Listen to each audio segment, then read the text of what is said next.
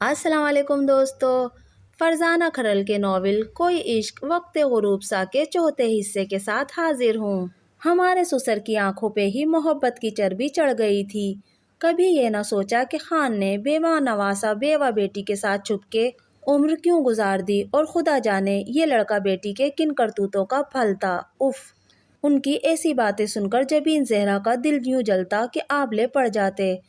اب بھی موجودہ لمحے میں درد اس کے تلووں تک آ پہنچا تھا۔ حاشر کو پتہ نہیں کیا ہوا، وہ ایک جھٹکے سے اٹھا، ان سب کو ششدر سا چھوڑ کر ایسے انداز کے ساتھ باہر گیا، صاف لگ رہا تھا کہ رات گئے واپسی ممکن تھی۔ حسن آرا نے بے چینی سے پہلو بدلا، اس کی کچھ خبر لو، جب سے آیا ہے مزاج ہی نہیں مل رہے۔ انیکا بیگم نے کبابوں سے انصاف کرتے ہوئے شوہر کو آڑے ہاتھوں لیا۔ میں ایسا کچھ نہیں کرنے والا، اکلوتا وارث ہے۔ انہیں بیوی کی بے تکی بات پہ شدید غصہ آیا۔ ویسے بھی 1-2 ماہ بعد اسپیشلائزیشن کرنے ملک سے باہر جانا چاہتا ہے، اور تم بھی مزاج ٹھنڈا رکھ کے اس سے بات کیا کرو۔ شوہر نے اٹھتے ہوئے انہیں تنبیہ کرتی نظروں سے گھورا۔ میرے پاس وہ بیٹھتا کب ہے؟ انیکا بیگم نے جنہیں سنایا تھا وہ بخوبی سمجھ گئی تھیں، مگر انہوں نے کچھ ظاہر نہیں کیا۔ اس کی نظریں اس تکون کی طرف تھیں جس کے سرے پہ مددگار چپ چاپ بیٹھا تھا۔ اس کے عین سر پہ جھولتی شاخ زرد پتوں کو اس کے قدموں میں ڈھیر کر رہی تھی۔ جبین زہرا کو یقین تھا کہ اس پہ نثار ہوتے زرد پتے اس کے پاؤں چھو کے ہرے ہو سکتے تھے، وہ بھی ان پتوں کی مانند اس کے پاؤں چھونے کو اٹھی۔ دنیا میں سب کچھ ہو سکتا تھا، سب کچھ ممکن تھا، مگر وہ اس کا نہیں ہو سکتا تھا۔ صوبیہ نے ننگے پاؤں چلتی جبین زہرا کو گیلی آنکھوں سے دیکھا۔ سیما کو اس کی کیفیت میں بے دھیانی کا دوسرا کنارہ نظر آیا تھا، جیسے کوئی سفر ختم ہی نہ کرنا چاہتا ہو۔ اس کے پیروں سے ایک سلگتی ہوئی خوشبو لپٹ رہی تھی۔ مددگار نے ہوا میں اس سلگتی خوشبو کی بات سونگھ لی تھی۔ رہنے دو، رہنے دو۔ وہ اسے دیکھ کے کپ کپایا۔ وہ اس کے سامنے دو زانو ہو کر بیٹھ گئی۔ وہی خوشبو اس کی آنکھوں میں سلگنے لگی۔ بلے شاہ ایک جوگی آیا، دل ساڑھے اونے دھواں لایا۔ اس خوشبو کی لپیٹ میں آ کر ہر چیز جھوم رہی تھی، بس وہ وہاں نہیں تھی۔ آج سے پہلے اس شہر میں آ کر اس کی کیفیت ایسی نہیں ہوتی تھی۔ آج سے پہلے وہ اپنے ساتھ لفظ کاش لے کر بھی نہیں آتی تھی، بلکہ اس کی زندگی میں لفظ کاش کا کہیں عمل دخل نہیں تھا۔ کاش وہ اسی دن آ جاتی جس دن اس نے ماما سے کہا تھا۔ اس دن ماما نے اسے منگنی کا جواز پیش کر کے روک لیا تھا۔ کاش وہ رات کو پاپا کے کمرے میں رہ جانے والا اپنا سیل فون اٹھانے نہ جاتی۔ بی بی جی گھر آ گیا ہے۔ ڈرائیور کی آواز پہ وہ اپنے خیالوں سے چونکی۔ گاڑی بس گلی کی نکڑ تک جا سکتی تھی، 2 گھر چھوڑ کر تیسرا ان کا تھا۔ وہ ڈرائیور کو سامان نکالنے کا کہہ کر آگے بڑھ گئی۔ وہ اطلاع کیے بغیر آئی تھی۔ اطلاعی گھنٹی پہ انگلی رکھ کر اس نے گلی میں ایک طائرانہ نظر ڈالی۔ ہر گھر میں کچھ نہ کچھ تبدیلی آ چکی تھی، سوائے اس گھر کے جس کے سامنے وہ کھڑی تھی۔ اس شہر اور اس گلی سے اسے کوئی خاص جذباتی لگاؤ نہیں تھا۔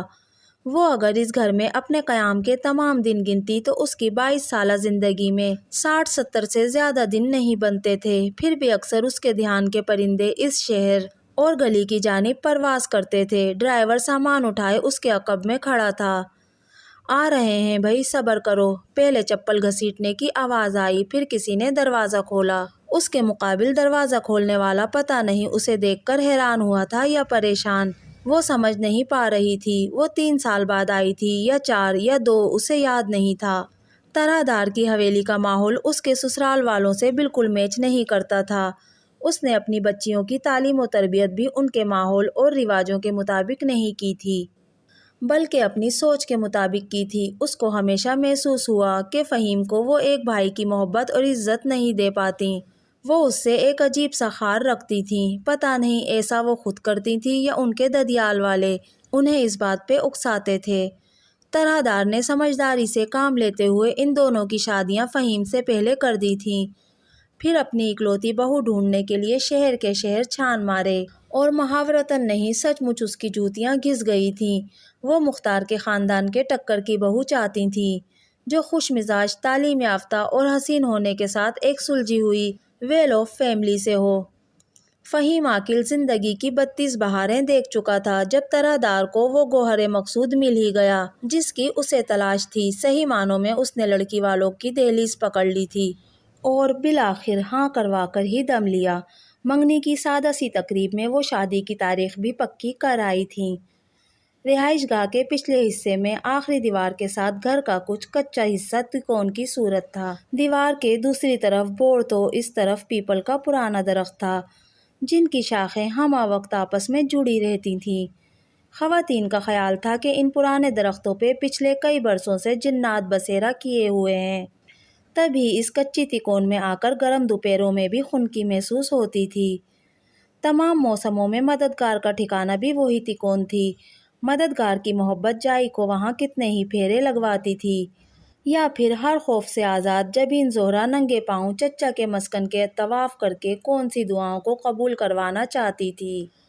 اب تو کئی دنوں سے وہ طواف کرنا بھول چکی تھی۔ اس کی غیر حاضری پر مددگار کے ساتھ اس درختوں پہ بیٹھنے والے پرندے بھی اداس تھے۔ خان حویلی سے آنے والی مٹھائی نصیرہ نے سیما اور حاشر کے سامنے رکھی تھی۔ مددگار بھی وہیں موجود تھا۔ وہ مٹھائی کو دیکھتا رہا، اس نے اٹھانے کی کوشش بھی نہیں کی تھی حالانکہ اسے میٹھا پسند تھا۔ پھر اس نے ایک فلک شگاف چیخ ماری تھی کہ درختوں پہ بیٹھے تمام پرندے اڑ گئے تھے۔ وہ آسمان کی طرف منہ کر کے کرلاتا رہا، تو ہی ہے، تو ہی ہے۔ مٹھائی جائی اور حاشر نے بھی نہیں کھائی تھی کیونکہ مددگار نے اسے آنسو کہا تھا۔ پھر وہ کتنی دیر حاشر کی اداس آنکھیں گھورتا رہا تھا اور اس نے ہوا میں جبین زہرہ کے آنسوؤں کی خوشبو بھی سونگھی تھی۔ میں اس گھر میں 2 دن بھی ایک فیملی ممبر کی طرح نہیں رہ سکتی کیا؟ نمی اس کی آنکھوں میں ہی نہیں لہجے میں بھی تھی۔ کھانے کی میز پہ مختلف ڈشز دیکھ کر وہ شرمندہ ہو رہی تھی۔ کل شام سے اس کے ساتھ ایک مہمان کی طرح کا برتاؤ کیا جا رہا تھا۔ اس سے پہلے جب وہ آتی تو ہزاروں نخرے اٹھواتی تھی۔ اس مرتبہ اس کی بدلی ہوئی کایا سبھی محسوس کر رہے تھے۔ آپی شادی کا کارڈ لائی ہیں؟ اسنا کی بات پہ اس نے جھیپ کے ابا کی طرف دیکھا۔ اچانک ہی محمد باقر کی نگاہ بھی اس کی طرف اٹھی کہ وہ قصوروار نہیں تھا یا اس کا قصور باقیوں سے زیادہ نہیں تھا۔ پھر وقت اور حالات نے اسے کڑی اور دوہری سزا کیوں دی تھی؟ کسی کی ایک شام بے سکون ہوئی تھی، اس ایک شام کے بدلے اس کا زندگی بھر کا سکون غارت ہوا تھا۔ اس تھپڑ سے آج بھی اس کا رخسار جلتا تھا۔ قریبی مسجد سے اذان کی صدا بلند ہوئی۔ میشان نے باپ کے چہرے سے نگاہ نہیں ہٹائی تھی۔ ایسا کیا تھا ابا نے کہ وہ مصطفیٰ کی بیٹی بن کر بھی اس کی شفقت سے محروم ہی رہی۔ وہ عشاء کی نماز کے لیے اٹھا۔ اس نے پھٹی پرانی چپل پہنی ہوئی تھی، وہ پہلے سے زیادہ کمزور ہو چکا تھا۔ باقی سب کا کیا حال ہے؟ کچن سمیٹ کر اور عشاء کی نماز پڑھ کر اسنا اور اس کی ماں میشان سے ادھر ادھر کی باتیں کر رہی تھیں جب اچانک حبیبہ نے پوچھا، انہیں کیا ہونا ہے؟ اس نے اپنا سیل فون تکیے کے اوپر رکھا اور عجیب سے لہجے میں بولی۔ حبیبہ نے نوٹ کیا تھا کہ جب سے وہ آئی تھی اس کی گفتگو میں گھر کے کسی فرد کا نام نہیں آیا تھا۔ اسنا نے بھی ناسمجھی کے عالم میں اسے دیکھا۔ یہ کیا بات ہوئی؟ کیا وہ انسان نہیں؟ اسنا دھیرے سے ہنسی تھی۔ جہاں خواہشیں حسرت کا روپ نہیں دھارتی وہاں کسی کو کچھ نہیں ہوتا۔ اس کا لہجہ خشک مٹی سے اٹا ہوا تھا اور آنکھیں اپنے کمزور مزدور باپ پہ ٹکیں جو عشاء کی نماز پڑھ کے گھر آیا تھا اور صحن میں پڑی کھردری چارپائی پہ لیٹ گیا۔ وہ تینوں چھت پہ بیٹھی تھیں۔ یہ غلط سوچ ہے میشان۔ حبیبہ کا لہجہ ازحد سنجیدہ تھا۔ دولت تقدیر سے نہیں لڑ سکتی، کچھ مسائل پیسے سے بھی حل نہیں ہوتے، وقت کے ساتھ یہ بات سمجھ جاؤ گی۔ اس نے تیزی سے جھکا سر اٹھایا اور ماں کی طرف دیکھا۔ مسائل وہاں ہیں ہی نہیں۔ وہ ایک دم چپ ہوئی، پھر اس کے ہونٹوں پہ خشک مٹی اڑی۔ موت یا زندگی؟ ماں، درمیان میں سب ٹھیک ہے۔ حبیبہ کو جیسے کسی نے کھنڈر میں دھکا دیا تھا۔ وہ ہمیشہ میشان سے بات کر کے نہیں پھنستی تھی۔ اس کی گفتگو میں زندگی ہوتی تھی، بے فکری ہوتی۔ وہ بمشکل 2 دن رہتی تھی اور سارا دن لاہور کی باتیں کرتی تھی۔ اس دفعہ ایسا کیا ہوا تھا کہ وہ اتنی الجھی ہوئی گفتگو کر رہی تھی؟ اور اگر وہ گفتگو کسی اور ہی رخ سے ہے تو حبیبہ اندر تک کانپی تھی۔ اس نے خوفزدہ نظروں سے میشان کی طرف دیکھا۔ اس کے سیل پہ کال آ رہی تھی۔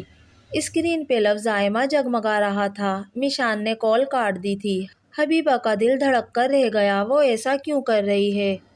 یتیم کا مال کھانے والے خونی رشتوں کو حشر تک بھلا دیتے ہیں۔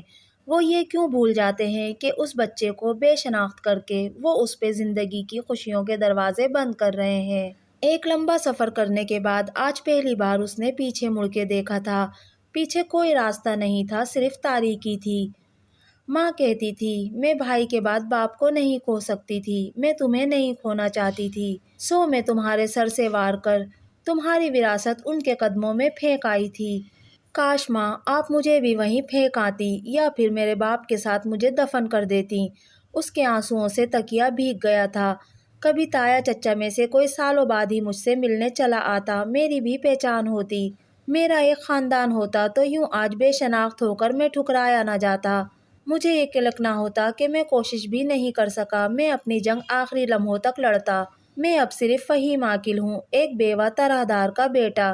مجھ سے سب کچھ لے لیتے، بدلے میں میرے باپ کا گھر، میرا علاقہ بطور شناخت ہی مجھے دے دیتے۔ کیا انہیں میری یاد نہیں آتی ہوگی؟ وہ سوچتے نہیں ہوں گے کہ 6 ماہ کا بھتیجا زندہ بھی ہے یا نہیں؟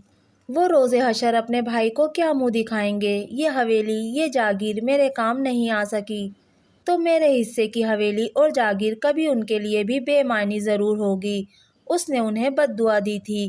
یتیم کی بد دعا ساتوں آسمان ہلا دیتی ہے۔ دوستو، یہ تھا ناول کوئی عشق وقت غروب سا کا چوتھا حصہ۔ آپ کو میری آج کی ویڈیو کیسی لگی مجھے کمنٹ کر کے ضرور بتائیے گا۔ اگر ویڈیو پسند آئی تو پلیز میرے چینل کو سبسکرائب کیجیے، میری ویڈیو کو لائک اور شیئر کیجیے۔ ملتے ہیں اگلی ویڈیو میں، تب تک کے لیے اللہ حافظ۔